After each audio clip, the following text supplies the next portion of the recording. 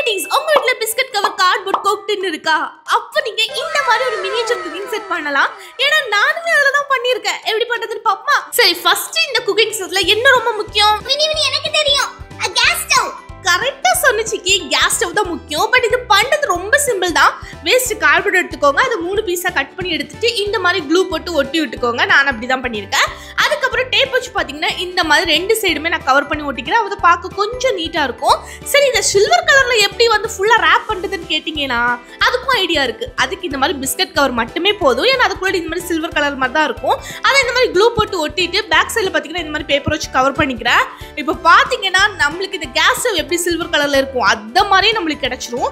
தென் மேல அந்த பேனர் எல்லாம் எப்படி வைக்கிறதுனா அதே மாதிரி தான் கார்ட்போர்டை கட் பண்ணி எடுத்துட்டு அதை இந்த மாதிரி ஒட்டி வச்சுட்டு திருப்பியுமே பாத்தீங்கன்னா குட்டியா ஒரு கார்ட்போர்டை ரவுண்டா கட் பண்ணி இந்த மாதிரி க்ளூ போட்டு ஒட்டிட்டு அடுத்து டூத் பிக் இருக்கும்ல அதுதான் பாத்தீங்கன்னா நான் கட் பண்ணி 4 சைடுமே ஒட்ட போறேன். உங்கள்ட்ட டூத் பிக் இல்லைன்னா நீங்க ஈக்கிள் இருக்கும்ல அதை கூட பாத்தீங்கன்னா யூஸ் பண்ணிக்கலாம். இப்போ அதையும் க்ளூ போட்டு ஒட்டிட்டு இந்த ஆன் ஆஃப் இருக்கும்ல அதுக்குமே பாத்தீங்கன்னா கார்ட்போர்ட் பிளஸ் டூத் பிக் தான் நான் யூஸ் பண்ணிருக்கேன்.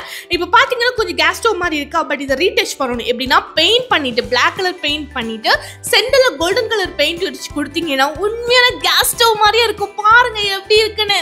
வினி, ஆமா உண்மையாவே பார்க்க கேஸ் ஸ்டவ் மாதிரி இருக்கு. சூப்பர் வினி. தேங்க்யூ சிக்கி.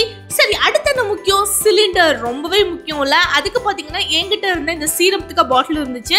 அதை எடுத்துட்டு கார்ட்போர்டை பாத்தீங்கன்னா மேல ரவுண்டா கட் பண்ணி இந்த மாதிரி க்ளூ போட்டு ஒட்டிட்டு 3 சைடும் பாத்தீங்கன்னா இந்த மாதிரி கார்ட்போர்டை தான் நான் வந்து ஒட்டி விட்டுக்கிறேன். அடுத்து இல்ல ரெட் கலர் பெயிண்ட் அடிச்சுட்டு பாத்தீங்கன்னா சிலிண்டரும் ரெடி. அவ்வளவுதான், ரொம்ப ஈஸி இது பண்றதுக்கு. இப்போ ஒரு கேஸ் அண்ட் சிலிண்டர் பண்ணிட்டோம். பார்க்க எப்படி இருக்குன்னு சொல்லுங்க. அடுத்து என்ன ரொம்ப முக்கியம்? இனி கடாய்.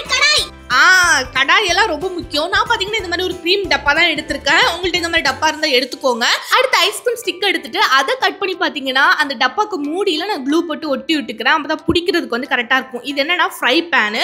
ஸோ அதான் நம்ம பண்ணிட்டோம். அடுத்து இந்த குழம்புலாம் வைக்கிறதுக்கு ஒரு கடாய் பண்ணணும்ல அதுக்கு பாத்தீங்கன்னா ஃபாயில் பேப்பரை இந்த மாதிரி சுத்தி 2 சைடுமே அந்த கடாய்க்கு பிடிக்கிறது மாதிரி பாத்தீங்கன்னா நான் க்ளூ போட்டு ஒட்டி விட்டுக்கிறேன். இப்போ சூப்பரா பாத்தீங்கன்னா குழம்பு வைக்கிறதுக்கும் ஒரு கடாய் பண்ணிட்டோம்.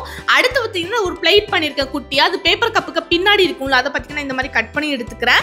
அடுத்து இந்த கோக்டின் இருக்கும்ல அதுக்கு கீழே பாத்தீங்கன்னா இந்த மாதிரி ரவுண்டா தான் இருக்கும். அதையும் கட் பண்ணி எடுத்தீங்கன்னா பார்க்க இந்த சீஞ்சட்டின்னு சொல்லுவாங்கல்ல அது மாதிரியே இருந்துச்சு. ஸோ இப்போ பார்த்தீங்கன்னா மொத்தம் 4 கடாய்ஸ் பண்ணியிருக்கோம். பார்க்க சூப்பராக ரியலிஸ்டிக்காக இருக்குல்ல. பட் இதுக்கு மூடிக்கு பார்த்தீங்கன்னா கொஞ்சம் டிரான்ஸ்பரண்ட் மூடி மாதிரி பண்ணலாம்னு சொல்லிட்டு இந்த OSB ஷீட்டை கட் பண்ணி ரவுண்டாக கட் பண்ணிட்டு மேலே பார்த்தீங்கன்னா இந்த மாதிரி கார்ட்போர்டையும் பேப்பரையும் ரோல் பண்ணி ஒட்டி விட்டுக்கிறேன். அப்போ தான் பிடிச்சி தூக்குறதுக்கு பார்த்தீங்கன்னா கரெக்டாக இருக்கும். இப்போ பார்த்தீங்கன்னா மூடியுமே பண்ணிட்டோம். ஸோ அடுத்து என்ன? பெயிண்டிங் தான். நீங்கள் என்ன கலரில் வேணால் பெயிண்ட் பண்ணிக்கோங்க. பட் நான் பார்த்தீங்கன்னா பர்பிள் கலரில் தான் பெயிண்ட் பண்ணியிருக்கேன். ஏன்னா நான் அந்த ஆன்லைனில் வந்து இந்த மாதிரி கடாய்ஸ் வந்து எங்கள் வீட்டு குக்கிங்கு பார்க்கும்போது இந்த மாதிரி கலர்ஸ் பார்க்கும்போது உண்மையே பார்க்க அவ்வளோ நல்லா இருக்குமா. ஸோ அதனாலே பார்த்தீங்கன்னா நான் ஃபுல்லாகவே இந்த பர்பிள் கலரில் தான் பெயிண்ட் பண்ணியிருக்கேன். இப்போ இந்த கடாய்ஸில் ஃபுல்லாகவே பர்பிள் கலரில் பெயிண்ட் பண்ணிட்டு அதுக்கப்புறம் கோல்டன் கலரும் நான் யூஸ் பண்ணியிருக்கேன். இதோட 2 காம்பினேஷனும் கொஞ்சம் நல்லா இருக்கும். ஸோ அதுக்கு தான். ஸோ இப்போ ஃபுல்லாக பெயிண்ட் பண்ணிட்டு பார்க்கும்போது உண்மையாகவே அந்த உண்மையான கடாய் எப்படி இருக்கும் அது மாதிரியே எனக்கு ஃபீல் ஆச்சு. ஸோ உங்களுக்கும் அப்படி தான் ஃபீல் ஆச்சா அப்படின்னு சொல்லிட்டு மறக்காம எனக்கு கமெண்ட்ல சொல்லுங்க. ஸோ இப்போ பார்த்தீங்கன்னா கடாய்ஸும் பண்ணிட்டோம், கேஸ் ஸ்டவும் பண்ணிட்டோம். அடுத்து என்ன ரொம்ப முக்கியம்? ஸ்பூன்ஸ் ரொம்ப முக்கியம். இந்த கரண்டின் எல்லாம் சொல்லுவாங்கல்ல. ஸோ அதான். ஸோ அதுக்கு நான் இந்த கோக்டின்லேருந்து இந்த மாதிரி பீசஸ் கட் பண்ணி எடுத்துட்டு நான் என்ன மாதிரியெல்லாம் எனக்கு வந்து கரண்டிஸ் வேணுமோ அந்த மாதிரியெல்லாம் பார்த்தீங்கன்னா நான் வந்து கட் பண்ணி எடுத்துக்கிட்டேன். பட் இது சின்ன குழந்தைங்க பண்ணும்போது கொஞ்சம் சேஃபாக பண்ணுங்க. உங்கள் அம்மா அப்பாட்ட கொடுத்து வேணா பண்ணுங்க. நீங்கள் பண்ணாதீங்க, உண்மையாகவே கையை கிழிச்சிரும். ஏன்னா எனக்கே பார்த்தீங்கன்னா கை லைட்டாக கட் ஆயிடுச்சு. ஸோ நீங்கள் வந்து இதை பண்ணுறீங்கன்னா ப்ளீஸ் உங்கள் அம்மா அப்பாட்ட சொல்லி அவங்கள்ட்ட பண்ணி கேளுங்க, நீங்கள் பண்ணாதீங்க. ஸோ அதை நான் வந்து டிஸ்க்ளைமராக இங்கே சொல்லிக்கிறேன். ஸோ அடுத்து இப்போ பார்த்தீங்கன்னா கொஞ்சம் ஸ்பூன், அதுக்கப்புறம் கொஞ்சம் பார்த்தீங்கன்னா கத்தி, அதுக்கப்புறம் வந்து கொஞ்சம் இதெல்லாமே நான் பண்ணியிருக்கேன். எனக்கு அது சொல்ல தெரில உண்மையாகவே. ஸோ அப்படி கொஞ்சம் பண்ணியிருக்கேன். ஸோ இதுவுமே பார்த்தீங்கன்னா ரெடி ஆயிடுச்சு. அதுக்கப்புறமா இந்த சப்பாத்தி ஊட்டுறதுக்கு சப்பாத்தி கட்டைன்னு சொல்லுவாங்களே. ஸோ அதுக்கு பார்த்தீங்கன்னா இந்த மாதிரி ஒரு மூடி எடுத்துட்டு ப்ரௌன் கலரில் பெயிண்ட் பண்ணிட்டு பார்க்கும்போது உண்மையான அந்த சப்பாத்தி கட்டை எப்படி இருக்கும். ஸோ அது மாதிரியே இருந்துச்சு.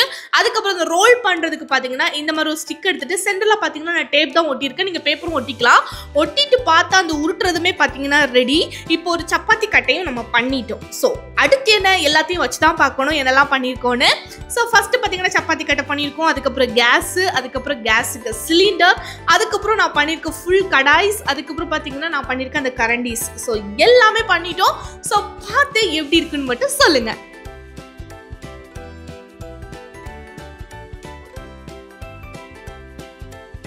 குக்கிங் செட் பண்ணிட்டோம். ஏதாச்சும் விளையாடுவோமா? சின்ன வயசுல நாங்கள் இப்படி தான் விளையாடிட்டு இருப்போம். ஐ மீன் எல்லாருமே சின்ன வயசுல இந்த மாதிரி குக்கிங் செட் வச்சு விளையாடிருப்போம். உண்மையாகவே நான் இப்படி விளையாடும் போது நான் ஒரு சின்ன குழந்தை மாதிரி தான் ஃபீல் பண்ணேன். உண்மையாகவே என்னோட சின்ன வயசுல மெமரிஸ் எல்லாம் என் கண்ணு முன்னாடி இப்படி வந்துட்டு போச்சு. உண்மையாகவே என்னோட சைல்ட்ஹுட் மெமரிஸை நான் ரொம்ப மிஸ் பண்ணுறேன். ஸோ நீங்களும் சைல்டாக இருக்கீங்கன்னா ப்ளீஸ் இந்த டைமே உங்கள் இதை வந்து ஃபுல்லாக என்ஜாய் பண்ணிக்கோங்க. வளர்ந்தா கண்டிப்பாக என்ஜாய் பண்ண முடியாது. It's my advice. பட் உண்மையாகவே இந்த குக்கிங் செட் பார்க்க ரியலாக உண்மையாகவே ரொம்ப நல்லா இருந்துச்சு. நீங்கள் இந்த மாதிரி அது குக்கிங் செட் வீட்டிலே பண்ணணும்னு நினைக்கிறீங்கன்னா கண்டிப்பா இதை ட்ரை பண்ணி பாருங்க. அண்ட் இது பார்க்க எப்படி இருக்கு, அடுத்து என்னெல்லாம் மினியேச்சர் திங்ஸ் பண்ணலாம் சொல்லி மறக்காம கமெண்ட்ல சொல்லுங்க. அண்ட் உங்களுக்கு இந்த மினியேச்சர் குக்கிங் செட் பிடிச்சிருந்தா மறக்காம இந்த வீடியோ லைக் பண்ணி நம்ம சேனலை சப்ஸ்கிரைப் பண்ணி வச்சுக்கோங்க. பாய்.